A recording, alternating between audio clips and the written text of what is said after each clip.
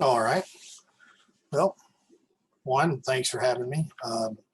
This is quite an honor for me. It's one of my, actually probably one of the first presentations I've done in a long time, and one of the first I've done at a camp or a con, either way. So don't butcher me too hard, and we'll get on with this. So I've decided to take on one of the most unruly and biggest sort of complications in web development, and that is how to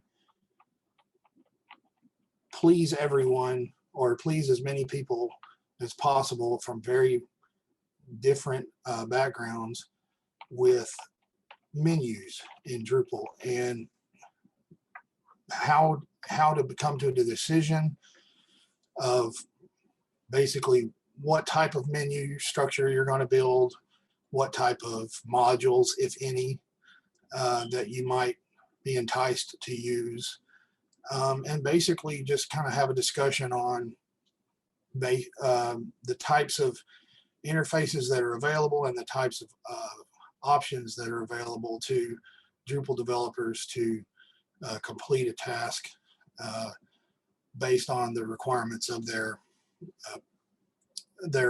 projects. First, I like to say that I've been a Drupal developer for, well, I've been a member of Drupal.org for about 12 years. Started with Drupal 6. I've seen a lot of kind of fads, if you will, come and go in web development and design, broadly, not just in Drupal. And one thing that's always the hardest to do is to manage content, and, well, or if you're working for smaller clients, even get the content. But managing the content in a way that's navigable and easily accessed by the end user. That being said, what I've chosen to hark on really today is mega menus.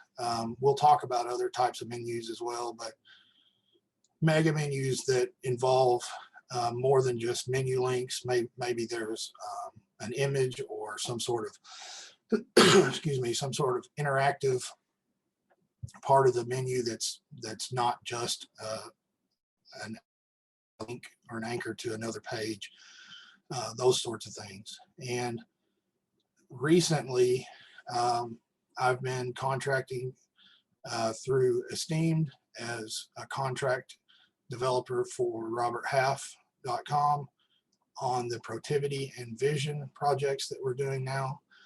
And one of the things that came up was we would like to use, our sites by nature are enterprise sites, and they cater to the business to business type of user that's going to be consuming our website, and that's going to have a lot of data. I mean, a lot of content, a lot of pages, tons of blog posts, you name it. Sitemaps that are just, huge in nature, just because of basically because of the size of the client and the size of their prospectful market. So going from doing boutique type websites where it may be for a small business owner that has a product or a unique niche or something like that. They may have like an About Us page, maybe some products,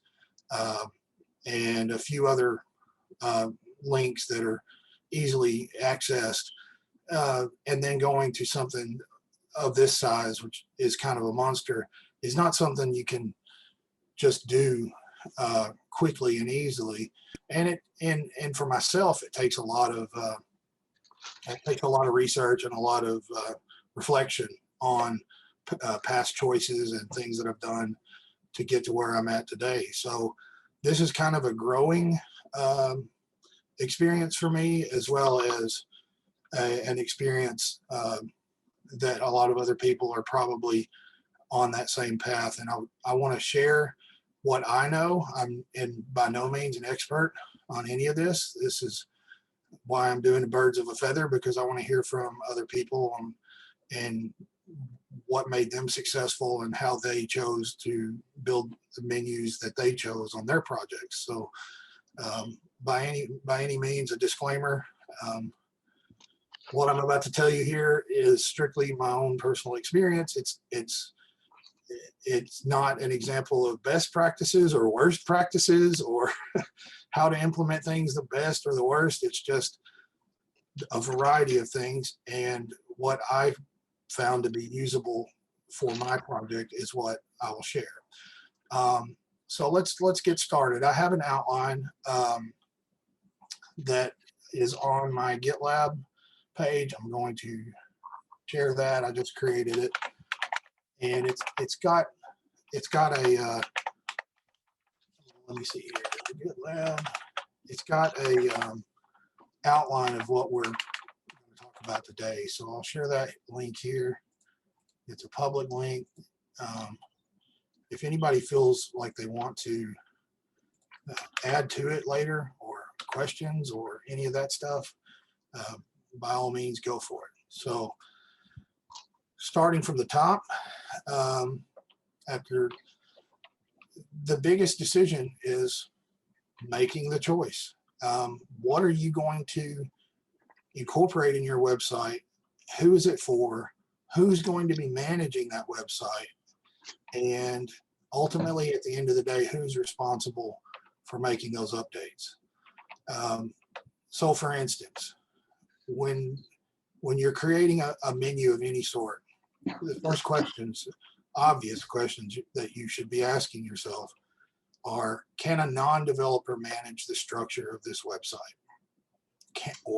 Can a site builder manage the structure? Can the content team, the marketing team, whoever, if you're working for a corporation that has a completely separate entity that does all the PR and marketing and stuff, are they able to use the website well, or is there some sort of intervention from your development team? In our case, specifically when I say our case, for Protiviti and Vision has decided that we, the developers, would ultimately maintain our menu structure by request from our marketing teams. But in some other organizations, you may have a marketing team that wants to maintain the entirety of the content of the website on their own with very little interaction from their developers.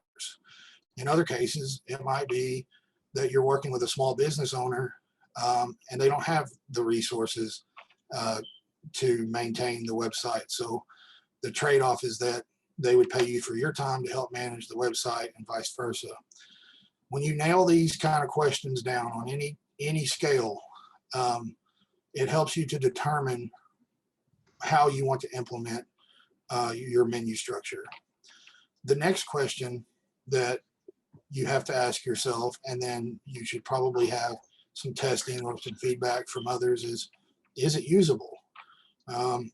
How deep does the navigation need to go? Do you need a sublink of a sublink of a sublink? And by the time you get through the menu, you're 4 or 5 flyouts into it, and you realize, did we really need all of that navigation? Is our navigation that granular? And, over some time, you may want to reduce the amount of links that are in a mega menu or in a long list. And that brings you to the next item. Is it easy to navigate? We have mobile phones. We have, with responsive design first, mobile first. You really have to start to think about making that data consumable quicker, or because a lot of times people will come to a site and they're overwhelmed with the navigation, and they may go to a competitor's website and seek out the same information that you have. You may have the best information in the world, but if your site's not usable, then you're losing potential customers or potential opt-ins or whatever the case may be. So you have to ask yourself, who's your audience? And I don't need to tell that to anybody that's ever built a website, because you are the one that's responsible for gauging your audience. And it may be through metrics, it may be through, polls, it may be through some sort of, I don't know, cooperative effort. A board maybe helps decide on who's using the website, that sort of thing. So make sure, just as a general rule of thumb, that you know who you're tailoring this website or menu to. The other two things that are very important, and this is something that we are really harking on quite a bit at Robert Half, is translation. A lot of times people think that they should just make the website in English and that's good enough. In this day and age, that's not just good enough. You need to make sure that your website and your menus specifically are tailored towards several different languages, if that's your audience. Now, in some cases, that may not be your direct audience, but in the case of what we're doing for Protiviti, translation is very, very important. Jokingly aside, I say, is your menu available in Klingon? If it's not available in Klingon, what are you even doing? You gotta make it where everyone can understand. And what are you doing in your menu as far as right to left based text? There are many languages that don't read from left to right, and sometimes you have to take that into consideration as well when you're designing a website that appeals to multiple cultures, multiple languages all over the world. And then, of course, accessibility. If you're dealing with an audience that, and you may not even realize you're dealing with an audience that's colorblind or hearing impaired, and those are the sort of things that people often take for granted when developing a website. And over the years, I've learned that it's much more important to make sure that your site is accessible than it is pretty, or there's not really a mutually exclusive term there, but just making sure that people that are trying to access the information can get it, can see it, can read it, can hear it. Those are some other things to take into consideration. So that I'd like to open that up for any questions and comments. I kind of went through that a little quick. If anybody has anything they'd like to ask or add to that, please do. You can use either the chat window or you're welcome to unmute yourself, I take it. Yes, please. And I'll open the chat here and see if I'm missing anything.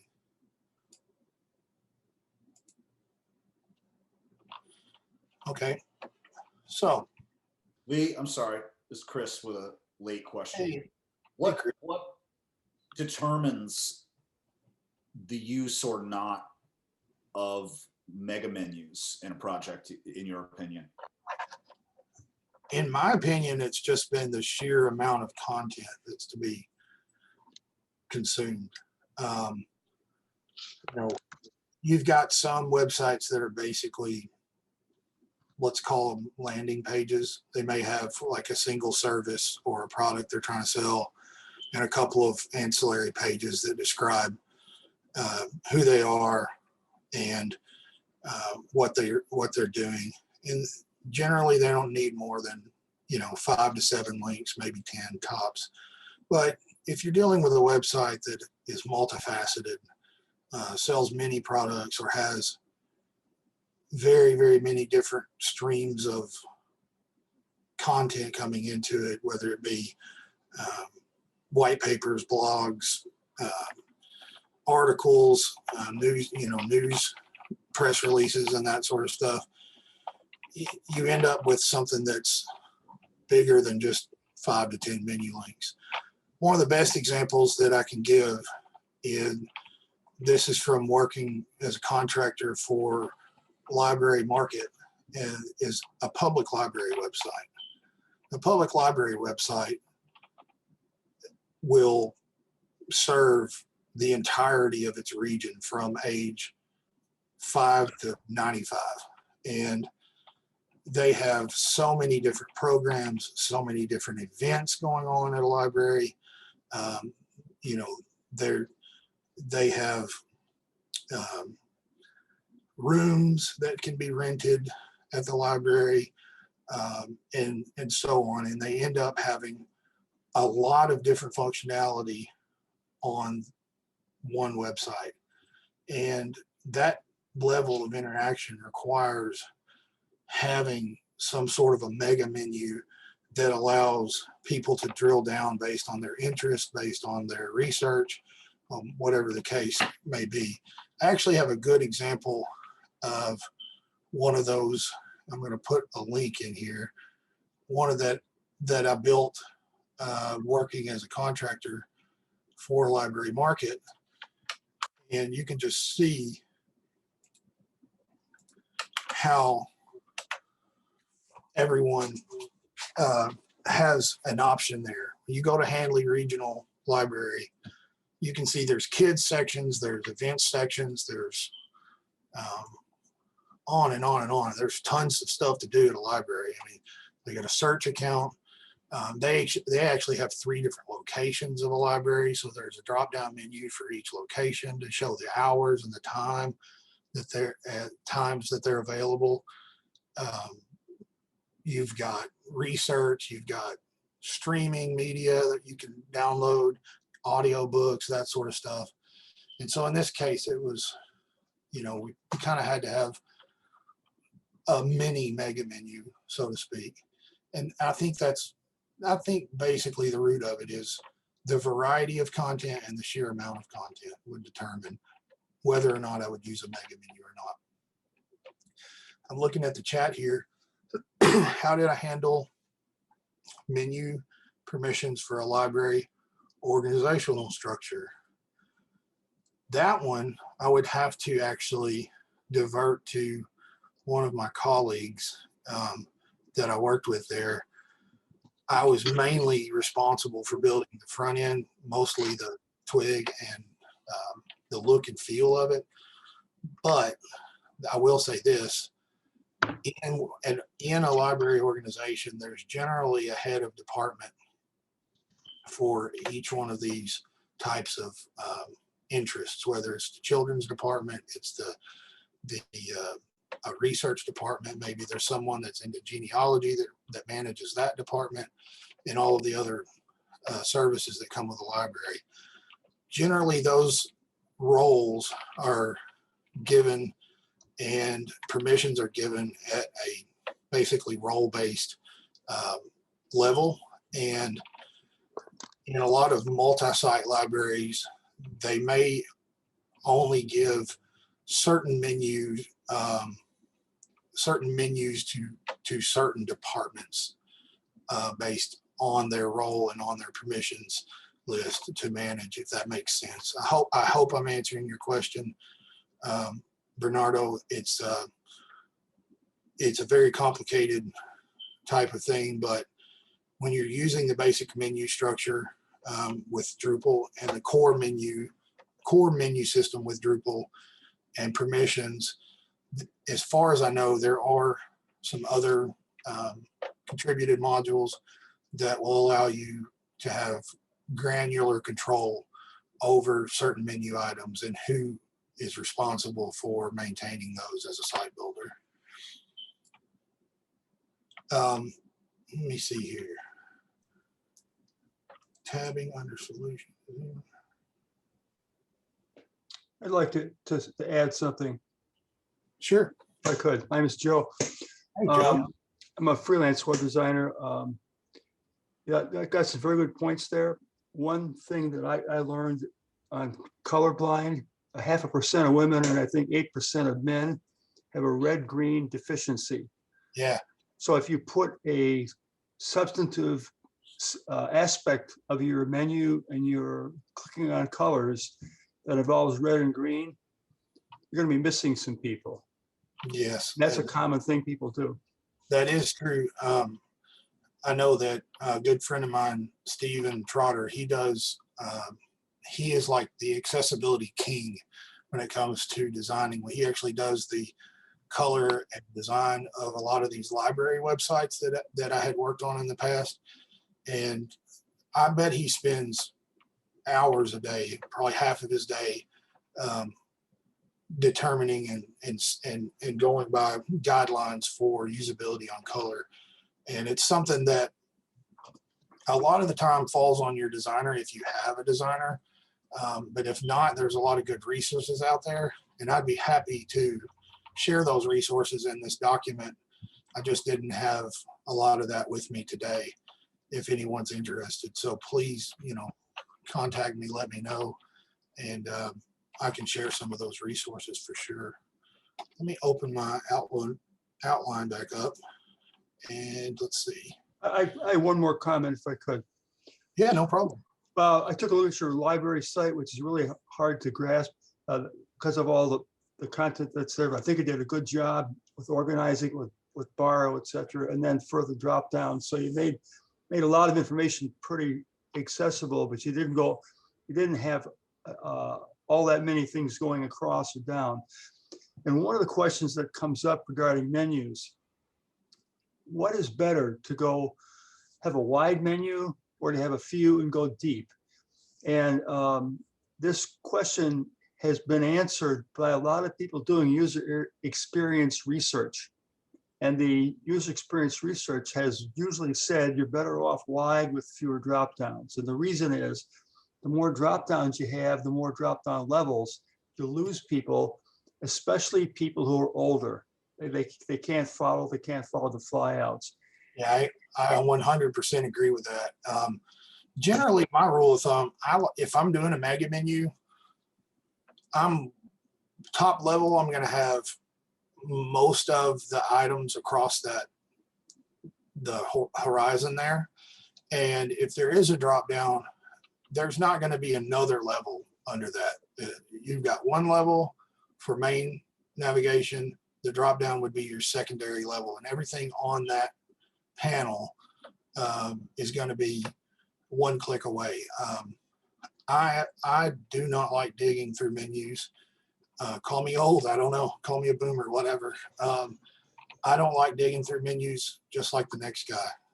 And I think that usability that you're talking about is very, very important to keep in mind no matter what project you're on.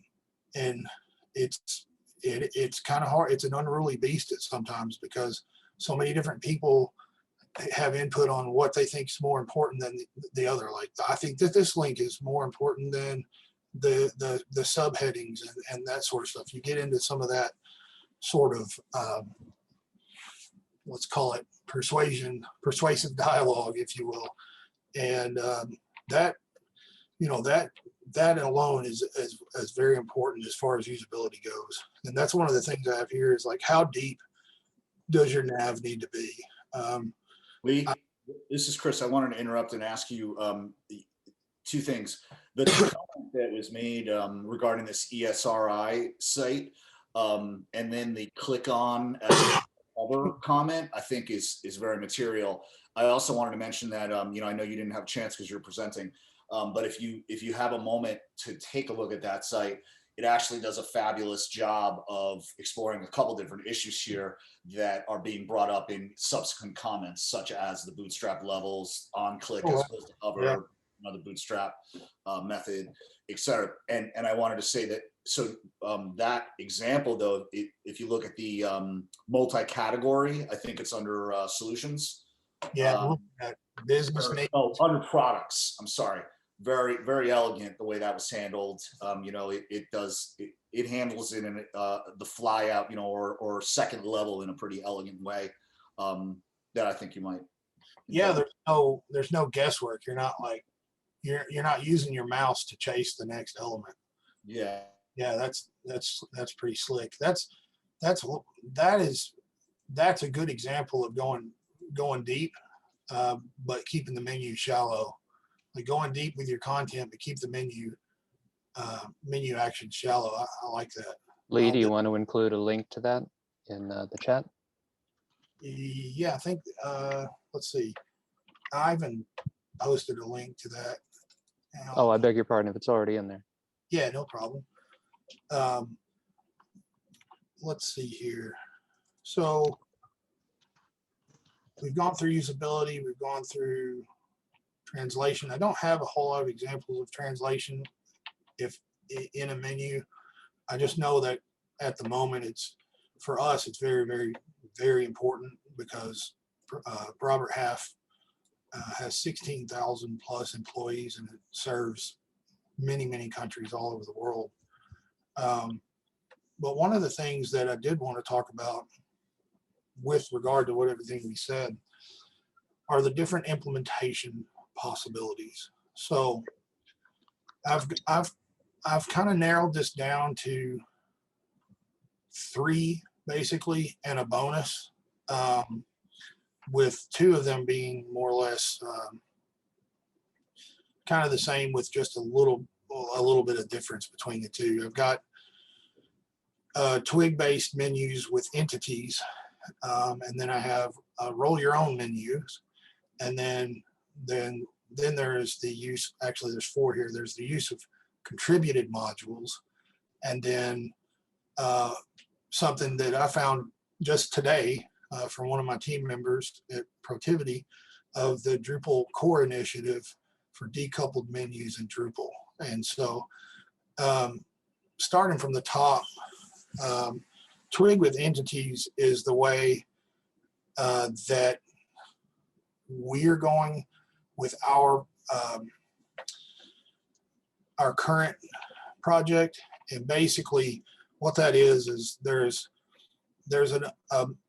a module called menu item extras, and menu item extras allows you to take a normal Drupal menu item. So if, let's say you create a link in the menu, and it allows you to use Layout Builder and actually create a layout specific to that menu item, or the whole menu itself. You can do either or both.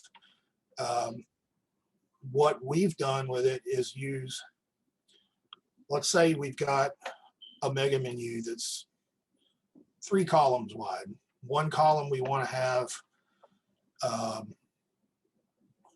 maybe the drop down. Actually, if you want to take a look at what we modeled after, I'm going to use Deloitte's website. It's not a Drupal site, but it's a site that we've used to model our specific menu after. I'll post it in here. Oh man, that's a long link.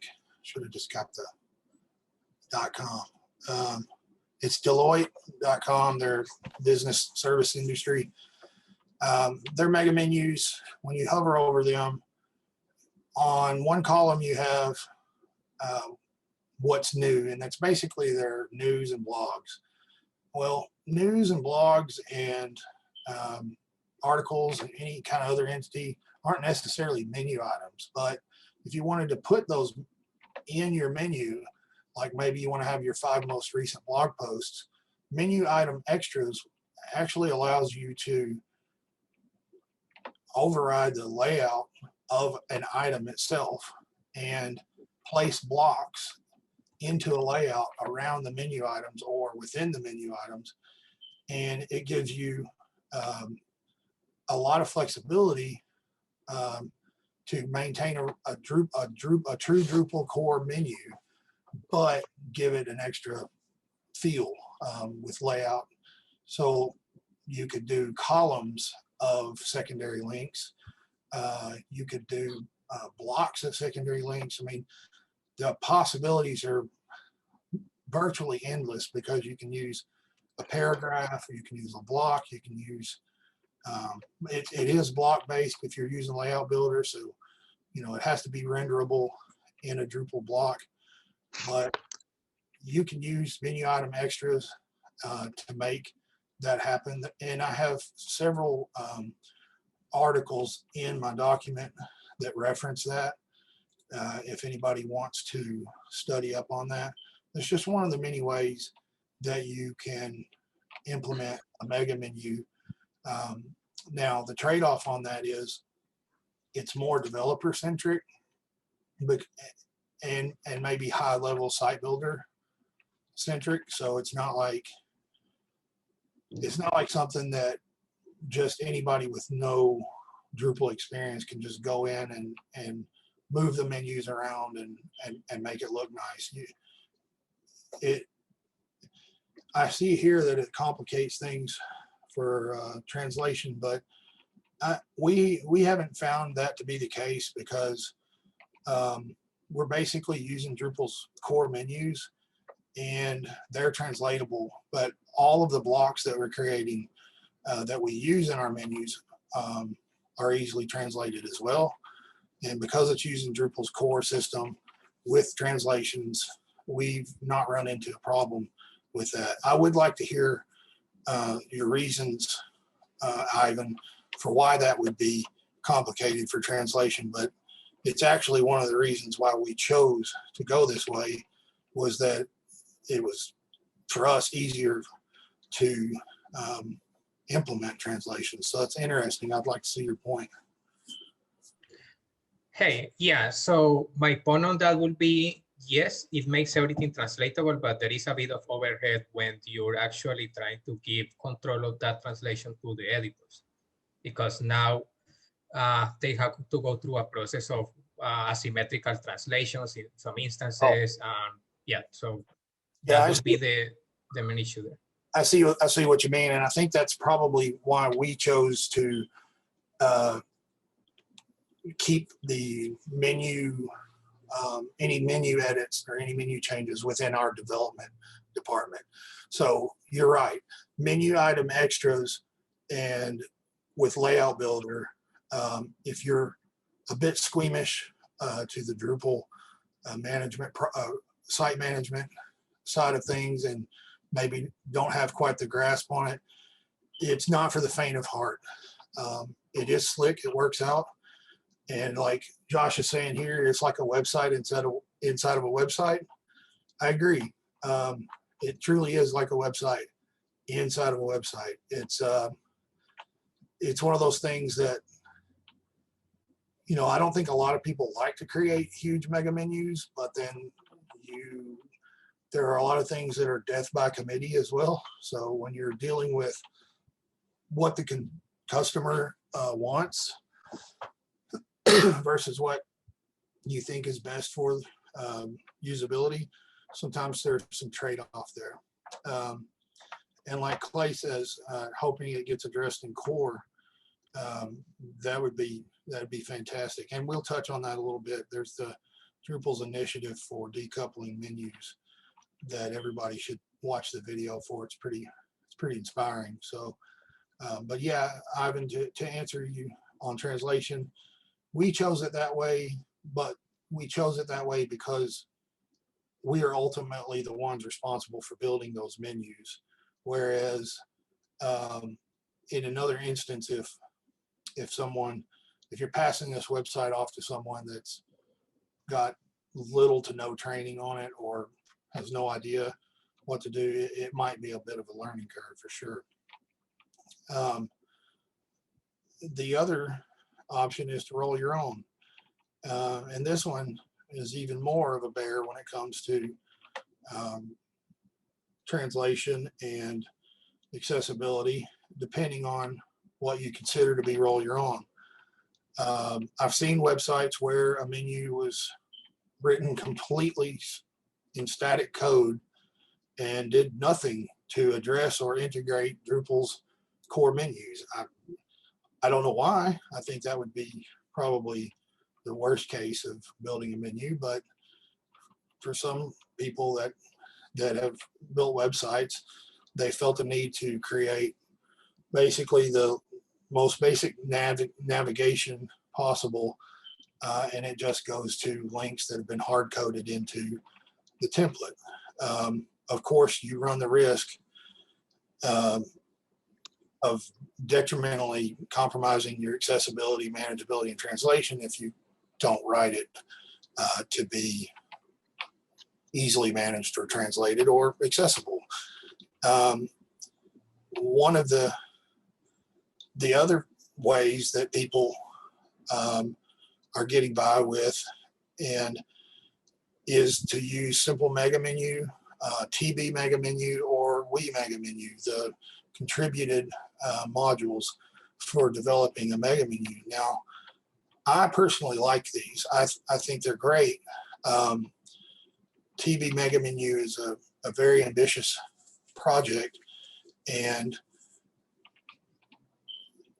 it works for the end user. It works phenomenally. It's drag and drop. It's, you know, there's a lot of guesswork is taken out. You're able to create hierarchies of links pretty easy. You know, for the usability side of the site builder, it's really good. The problem that we ran into with contributed modules is purely from a developer standpoint, and that is we are writing a custom theme, and a lot of these contributed modules make some fairly good guesses at styling, but at the end of the day, it's more CSS and SAS that we end up having to override or uninclude in some way. And so for a completely custom theme that we're trying to build, it didn't make sense for us on our specific project that we're on now to use the simple mega menu or TB mega menu, or I think it's we mega menu, which is called like Drupal mega menu now or something like that. I searched all three of those, tried them out, but the requirements for my project required us to use pattern labs and our own custom theming comes along with that. And so I was running into a lot of cases where I was using exclamation important on a lot of elements that I was trying to style, and we ultimately decided not to use this because the decision was made that our development team would be managing the menus at the end of the day anyway. And so for someone that's building a smaller website that needs a quick, nice looking menu that's easy to manage on the back end, I wholeheartedly believe in using TB mega menu for that. In our case, it just wasn't, it didn't fit our purpose, basically. Does anybody have any more input on that, on those modules? Or I know Paul mentioned there are some fellows here from TB mega menu before we started. Would any of you like to address maybe a solution for us if we were to decide to use TB mega menu instead of embedding entities in using twig and menu item extras? Our only hurdle with that was the CSS that comes with it. That's real interesting to hear, Lee. I took a note of that. I don't see any of my other Bounteous colleagues that had been directly working with the module. They picked it up. It had been languishing and hadn't been supported for a year or so. And they picked it up a couple of months ago and started addressing the bugs list. Within interestingly, I worked a bit with them retrofitting the D7 version of it. They're still working the D8 ones, but I'm glad that you're calling them out because it was a great module, and now that it's being worked on again, we're hoping to make it even better. More accessible is one of the main points that they're trying to work towards this next D8 release. But I will take a point that you found it a little bit challenging. I know that it will add quite a lot of markup to do what it needs to do. And if it is not easy to get a custom theme to work with it, that's an excellent point that we'll take a look at. I appreciate that. I'm going to address some of the comments here I've seen. Jeremy Jackson says, in terms of accessibility, the ability to navigate a mega menu with a keyboard is another big thing to consider when rolling your own mega menu solutions. I do agree with that. That's not something that I had considered, Jeremy, but that is something that a lot of people may overlook, is using keyboard shortcuts. And I've been on some websites that have real nice keyboard shortcuts for navigating the sites. It's super cool. That's one of those things that I think does get overlooked, and we need to consider that in the future. Chris has an article from Phase 2 Technology. Chris, that's exactly what I was talking about when I was talking about using menu item extras. I actually have that Phase 2 Technology article in my reference link at the bottom of the show notes. So Nice. Sorry, my kid reset the internet. I had a no, job. you're good. That was the very first. Mike Potter wrote that article, and it's the very first article that I found on my journey to using Layout Builder to build menus. And at first I ran into an issue where I had to patch menu item extras. There were a couple of modules that were acting a little wonky, but we got it worked out, and I believe that patch has been committed. So everything's working fabulously with that. If you're a big fan of Layout Builder and you're using that all the time anyway, we've actually designed our mega menu to make it where you can do that, just like the article reads there. Layout Builder is eventually going to become ubiquitous. Yes, Clay. Ubiquitous. It may be an easier argument to make to use something driven by it than something custom. It's ultimately less you have to train the customer to use. You more just have to point them in the right direction. That's a good point. And I know Clay's coming from the background of building a couple dozen public library websites every week. Those guys build, I don't know how they build websites so fast, but Library Market builds amazing websites. I was there right before Clay started working, and that's when I built Handley and Metro Public Library. I think we did those 3 websites in about 2 weeks record time, and then Clay came on board as their CTO. I was there in a pinch as a contractor, but yeah, you're right. Training the customer, at the end of the day, it's about communication as well. So if the customer can use the Layout Builder, they can build a menu using it. That's great. Let's see. I have to roll my own from. Oh man, yeah. Okay. Ivan is doing a roll his own. That's hats off to you, man. But I understand. Okay, I'm at the end of the comments. Let me get back to what we were talking about. So your contributed modules is other than TB Mega Menu, which I've used it in the past because ended up, I can't remember exactly what project I used it on, but we used it a long time ago for a Drupal 8 project. I'm missing it in my head off the top of my head, but those drag and drop contributed modules are fantastic for this kind of stuff. If you're just building a website that's got to be done pretty hastily, or you just want easy to use for the end user. The last thing, I'm going to post a couple of links here that I've got, are a good friend of mine that I work with, JG from the Protivity and Robert Half team. He showed me what Drupal core initiative decoupled menus is up to, and Dries' State of Drupal presentation from December 2020 touches on it, and then there's a video.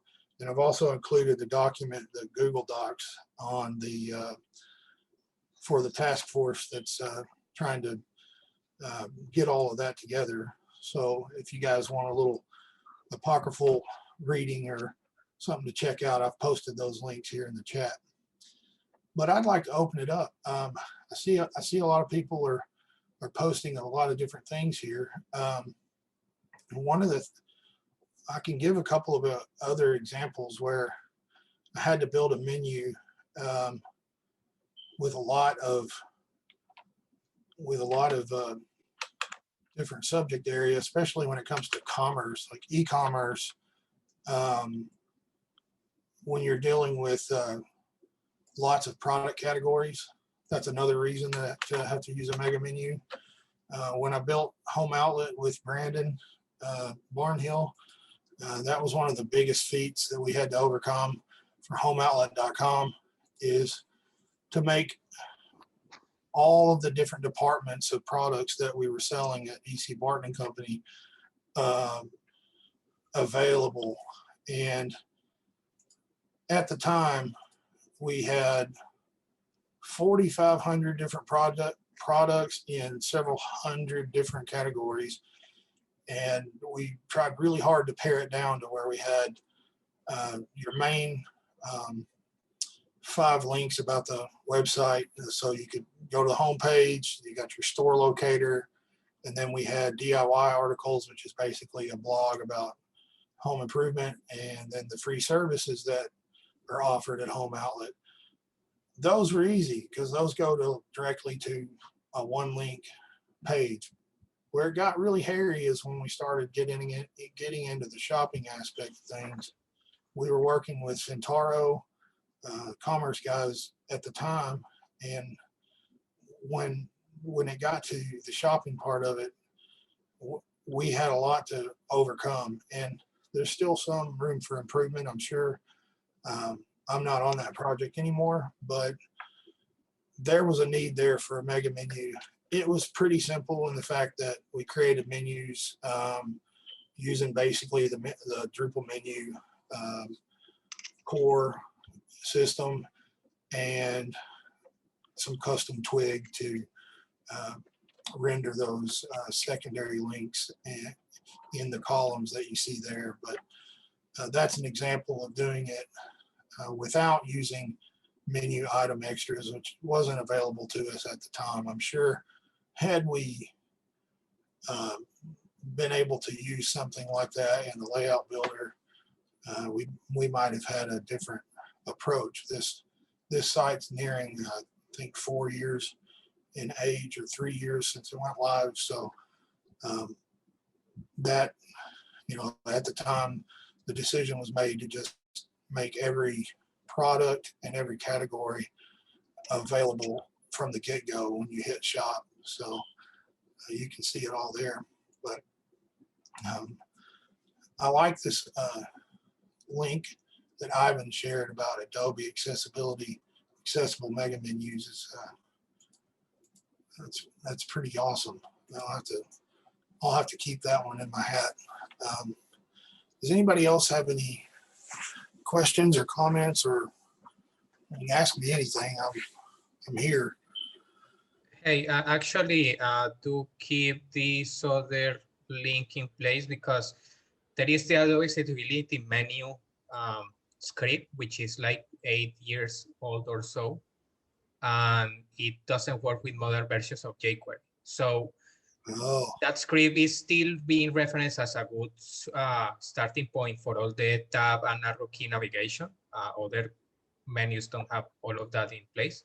So somebody did a fork addressing some accessibility upgrades, and then we did a fork of that fork to make it work with jQuery 3 and up. So wow. That's the last link I sent there. I see that. That's sometimes if it ain't broke, don't fix it. But man, that's a 8-year-old project. But I guess if that's what you have to use, you have to use it. It's interesting though that it's got all the guidelines outlined for accessibility. it's probably a good resource for anybody that's really obsessive over the accessibility aspect of the menu. We'll have to share this with a couple of my friends as well. Yeah, and somebody mentioned in our comment before about clicking menus versus hovering. We have adapted a script to do the hover stuff instead of clicking, so it's simple enough where you can change it that way. Right, and that's another thing too. You're right. One of the things that we're working on is click versus hover. Obviously, when you're on an iPad or a tablet of any kind, you're not clicking anything. You're tapping on it. So you have to make behaviors like that work. You have to make behaviors like that work for different devices and keep that in mind as well. A lot of times, if it's not done right, you end up having to double tap on a menu, on a website, on a tablet. And that's annoying too. So there's a lot of good information to come out of that as well. Let me see here. I got a comment.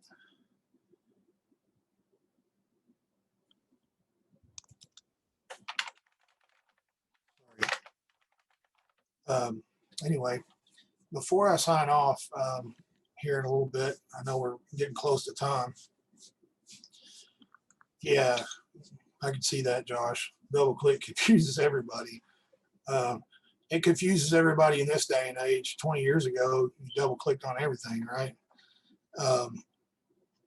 If you guys want to take this conversation over past the hour, you're more than welcome to join us in the Esteemed chat room. I'm going to post a link here to invite anybody that wants to continue to discuss menus. I hope that what I've given you guys here today and what you've given me is something that is useful for everyone when you're trying to make a decision on what to use. My basic rules of thumb are keep it unsophisticated. Just, it's easier said than done saying keep it simple, stupid, but keep it simple. There's no reason to over-engineer a menu, especially now that we have a lot of these different devices that don't really give to that. Like there's so many tablets and things like that. Nobody wants to chase 2, 3, 4 levels of links deep on a menu. So if you can keep everything up front and keep it right in front of the viewer or the user, that's the better. Like the link that Chris sent, that they've got deep link levels, but they've done it in an organized way with tabs on the side that makes it easier because the menu's right there in the view pane. It's above the fold, so to speak, and you're not chasing a menu link. So that's my best guidance, and I really appreciate everyone for joining today. I hope I didn't bore anyone to death. I'm generally a pretty happy-go-lucky guy, and appreciate MidCamp for having me. It's been an honor, and there's a few people that I'd like to thank as well. One, my wife, she's patient with me. I work from home and she works at a bank, and a lot of times our hours are not exactly the same. And then I would like to thank Matt Glamon. He pushed me out of my comfort zone a long time ago, made me become a better Drupal developer. And I'd like to thank Andre Angelatoni for believing in me. He hired me on, or he was part of the process for hiring me on to Protivity. And then I'd like to thank Esteemed, the Protivity team, Library Market, Drupal, MidCamp, EC Bartman Company, Centauro, and Phase 2. They were all elemental in the decision making that I had to make these mega menus for the project I'm on now, and have been a benefit to me in the past. And so thanks everyone. Well, thank you, Lee. That was great. Thank you.